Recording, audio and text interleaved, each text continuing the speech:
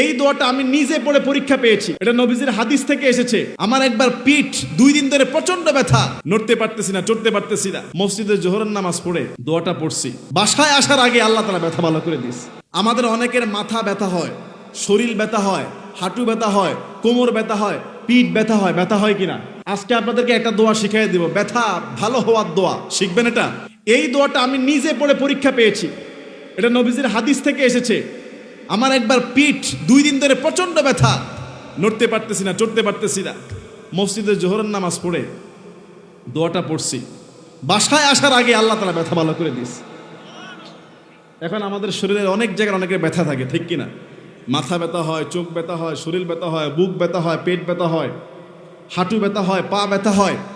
নবী সাল্লাল্লাহু আলাইহি সাল্লাম বলেছে, ব্যথা যেই জায়গায় হবে, ব্যথা যেই জায়গায় হবে ওই জায়গায় হাত রেখে প্রথমে বিসমিল্লাহ পড়বেন 3 বার। কয়বার বলেন? বিসমিল্লাহ, বিসমিল্লাহ, বিসমিল্লাহ। কয়বার হলো? 3 বার। মনে করেন আপনার মাথা ব্যথা, মাথায় হাত ধরে বিসমিল্লাহ, বিসমিল্লাহ, বিসমিল্লাহ 3 বার এটা পড়বেন। এরপরে ছোট্ট দোয়াটা পড়বেন 7 বার। কয়বার? ছোট্ট দোয়াটা পড়বেন 7 বার। আমি যেমনি পড়েছি হাদিস অনুযায়ী হাত রেখে পড়েছি, সঙ্গে সঙ্গে একটু পরে ভালো হয়ে গেছে। দোয়াটা হলো আউযু বিল্লাহি ওয়া কুদরতিহি মিন শাররি মা আজিদু ওয়া উহাদিরু। কি 30 সেকেন্ডও লাগছে বলতে? ছোট্ট দোয়া। বলেন আউযু বিল্লাহি, সবাই বলেন আউযু বিল্লাহি ওয়া কুদরতিহি মিন শাররি মা আজিদু ওয়া উহাদিরু। এই দোয়াটা কয়বার? 7 বার। বিসমিল্লাহ ধরেন, মাথায় হাত দিয়ে বিসমিল্লাহ পড়বেন 3 বার। আউযু বিল্লাহি ওয়া কুদরতিহি মিন শাররি মা আজিদু ওয়া উহাদিরু পড়বেন 7 বার। বিসমিল্লাহ 3 বার, আউযু বিল্লাহি ওয়া কুদরতিহি মিন শাররি মা আজিদু ওয়া উহাদিরু পড়বেন 7 বার।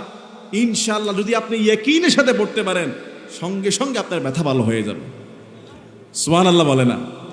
এখন আমরা তো এগুলি জানি না, আমরা তো ট্যাবলেট খাই, ডাক্তার দেখায়, লক্ষ লক্ষ টাকা খরচ করি। আপনি চিকিৎসা নেবেন, সমস্যা নাই।